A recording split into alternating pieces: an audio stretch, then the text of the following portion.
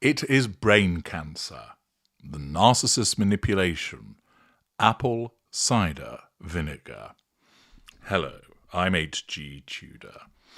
I bring you now a confluence of a narcissistic clusterfuck. First of all, narcissists are well known for using illness as a means to manipulate. In some instances, the narcissist is genuinely ill or injured and plays on that for the purposes of triangulating other people with the illness or injury to bring them under control, to gain fuel, and to access residual benefits. More commonly, the injury or illness is exaggerated or simply doesn't exist, having been fabricated by the narcissist for the purposes of the pursuit of the prime aims. I have spoken elsewhere about the narcissist and ill health. It's a common manipulation found amongst lesser and mid-range narcissists, especially those of the victim cadre. But there's another aspect also that can utilize ill health or injury, which is the concept whereby the narcissist plays the white knight, whereby the narcissist creates the problem that they come in and then solve. For instance, they start a fire, which they then arrive to play the hero, putting the fire out. They steal some property, only to later find it, making them seem like the saviour of the person who has lost the relevant item. They create the drama and then arrive to resolve it all. Certain narcissists use both of these manipulations, ill health and white knight, and combine them by pretending to have an illness and then demonstrating to the world that they have created the cure.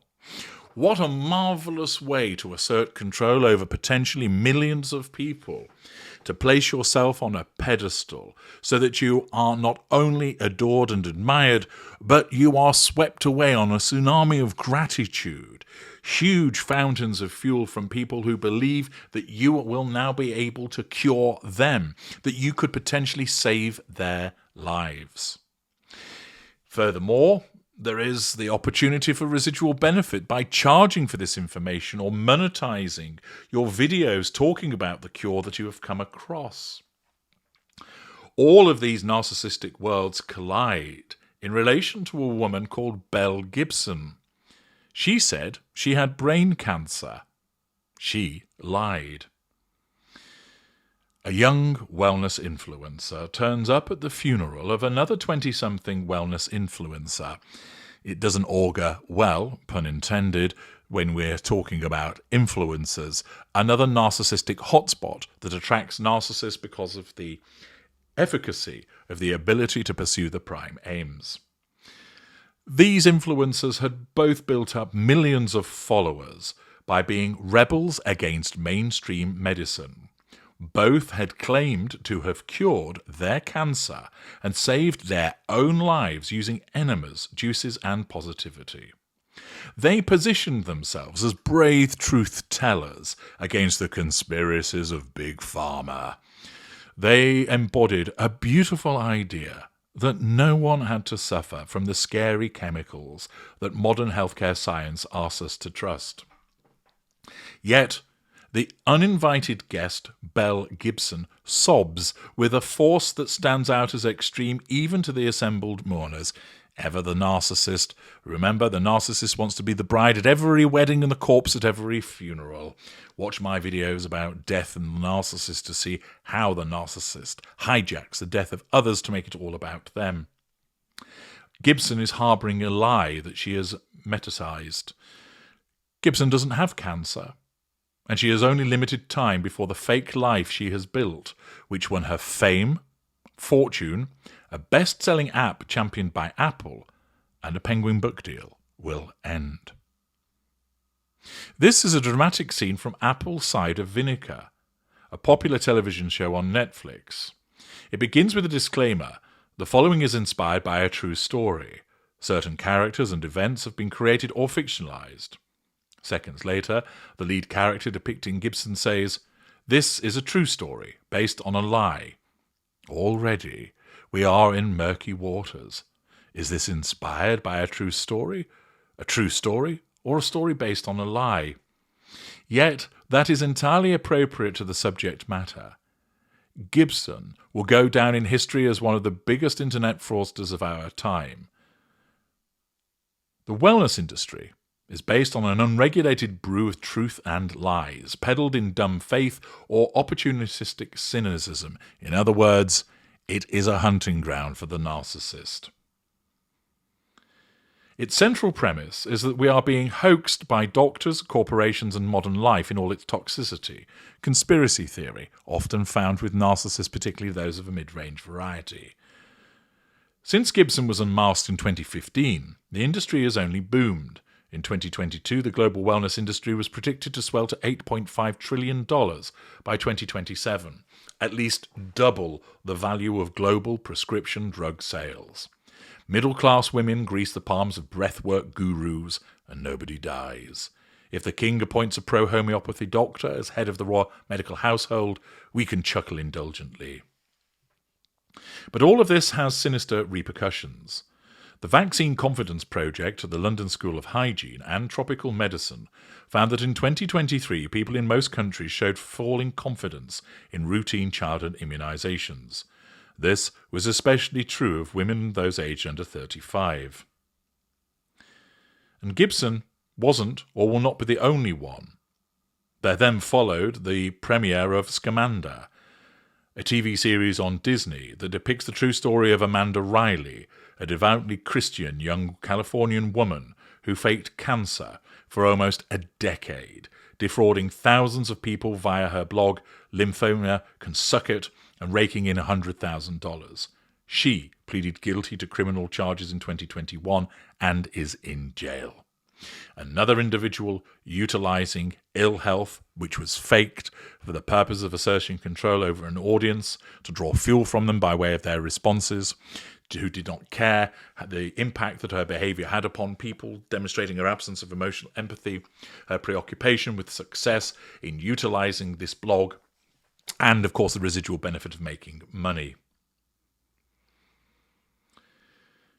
It's important to note that, like Elizabeth Holmes, another narcissist, the founder of Theranos, supposedly a breakthrough in blood diagnostics, which was actually a scam on a massive scale, these women are young and pretty.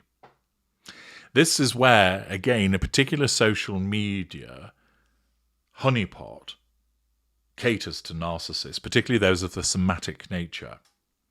Instagram is a place where aesthetics rule. The young women who form its core audience crave aspirational gloss. That goes too for the shows about the humiliating downfalls of their heroines. The Dropout about Holmes and her lies about producing wellness centres of the future was a huge hit in 2023. For the social media generation, young women are the face of integrity, and therefore an attractive young woman who comes along telling you that she has cured her brain cancer by using enemas and fruit juices, who has claimed that she's beat her lymphoma as a consequence of natural medicines, carries with it the ability to appear credible and for an audience that laps it up. Riley, she falsified medical records. She looked at hospital photos and even shaved her head to look as if she'd gone through chemotherapy. All of these steps taken, of course, to dupe people. This may come under a bracket of what is known online as the Munchies, or a new category of Munchausen syndrome known as Munchausen's by internet. Now, for those of you who are unfamiliar with the concept of Munchausen by proxy, I have done videos about this topic demonstrating that many of the individuals involved in this are actual narcissists who are using the pain and suffering of other people in order to pursue the prime aims. Similarly, here, there are individuals who are not unwell, who feign illness, who are narcissists, and use the online environment as a means to reach a large audience whom they can control through sympathy and then marvelling at their brilliance, to then receive fuel and residual benefits by way of the money. In Apple Cider Vinegar, Gibson models her ascent in the wellness industry on a woman suffering from multiple tumours in her arm, a teen magazine journalist who is known in the show as Miller. This character is an amalgam of various wellness influencers, but its central inspiration is Jess Ainscough, a real woman known to her fans as the Wellness Warrior. In reality, Gibson met Ainscough only once, and briefly, and Ainscough found something troubling about Gibson even then. At the memorial of Ainscough, one mourner in particular stood out as strange. The church in a small town north of Brisbane was packed with a close circle, but also that Ainscough reached through her Wellness Warrior website and her healing cookbook, Make Peace with Your Plate. Ainscough's death was a sobering occasion for the beliefs of her millions of acolytes. Since her diagnosis 7 years earlier, Ainscough had vowed to heal herself through alternatives to mainstream medicine and had announced herself cured. "I saved my own life," she wrote. "I didn't accept that my doctor's solution was the only course of action," she wrote on her blog. "I systematically detoxified my body and mind." Many followers around the world pledged to follow her example, and even her mother, Sharon, when diagnosed with breast cancer, rejected conventional medical treatment in favour of a series of improving alternative remedies. Sharon died in 2013. Ainscough returned to conventional cancer medicine in desperation. In her last blog post before she died in 2015, she wrote that she had to drop the fear and ego that were preventing me from exploring these options sooner. The wellness influencer who promised she could cure herself of cancer had died. Yet Gibson, who barely knew her, wept at times uncontrollably and over the top of everyone else. Superficial relationship, performative behaviours done to draw attention to herself by virtue of pity play and false compassion. Gibson went from the church to the family home, where she began hysterically sobbing. At one point, she invited Ainscough's fiancé, Talon, whom she had never met, into the bedroom where she wept on his shoulder. Lack of boundary recognition.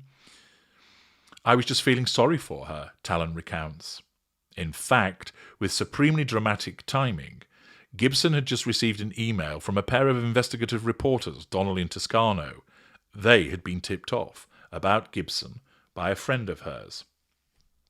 Gibson was at the peak of her powers. The Australian's wellness app, The Whole Pantry, was downloaded 200,000 times in its first month and had been chosen for pre-installation on the Apple Watch. She had received $500,000 Australian in 2 years, residual benefits, mostly on the assumption she was donating it to charity, fraudulent behaviour.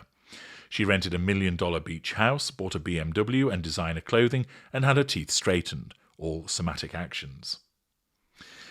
Gibson said she was diagnosed with terminal brain cancer at the age of 20. After just 2 months of conventional treatment, she said she defied her daughters to go it alone, revision of history.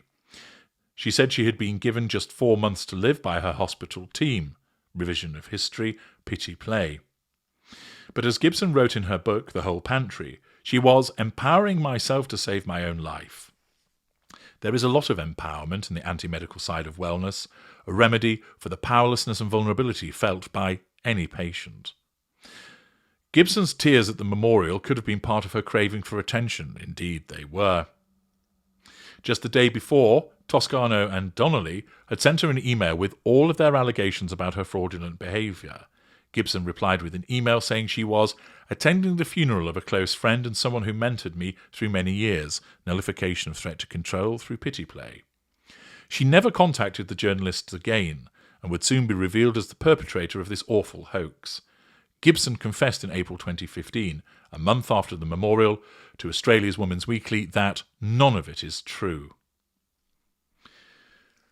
Now, you might wonder, why would a narcissist confess in such circumstances? But in some instances they will do so because the narcissism recognise that the maintenance of denial can no longer be maintained, which is the first line of the twin lines of the narcissistic defence, and instead they would fall upon telling the truth, but do it in terms of blaming others for why they'd gone down this route, and also to throw themselves on the mercy of others by way of a pity play.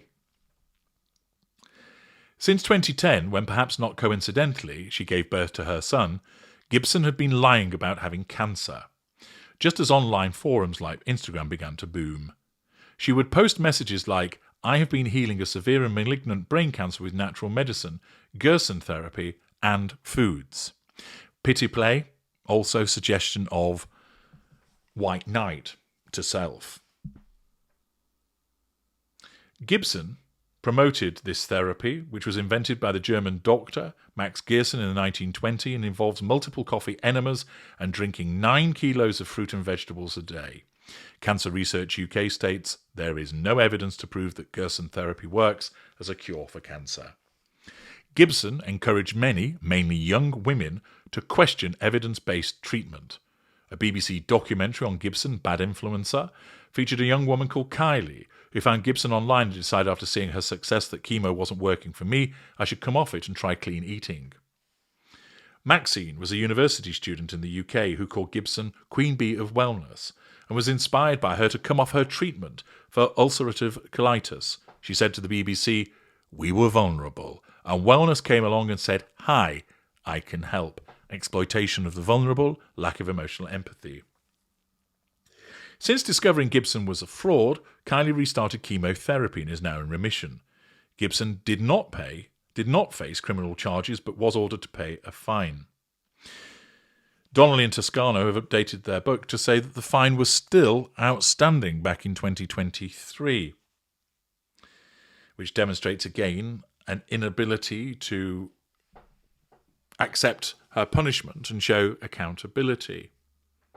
Thus you have here a clear narcissist who has used ill health as an excuse to engender sympathy, to assert control, to draw fuel, to gain residual benefits. She has revised history. She has then claimed to be her own saviour until such time as exposure came, and then threw herself on the pity of others and ended up being fined for her actions. This narcissist showed no concern or emotional empathy for people that had taken her poor advice, that had followed her, that had paid money towards her, which she had grifted and kept for herself. She's not alone. There are others that operate within this industry, two of which have been touched upon in the course of what I've explained to you in this video. But it's almost a perfect storm. A narcissist utilises supposed vulnerability, the vulnerability of others, pity plays, the platform of Instagram and its aesthetic, the opportunity to assert control, draw fuel and gain residual benefits, claiming that she is so brilliant that she can cure her own cancer, thus being deluded and engaging in magical thinking, and all of this comes together to dupe thousands of people. It's a clear manipulation, used clearly by a narcissist. I'm H.G. Tudor. Thank you for listening.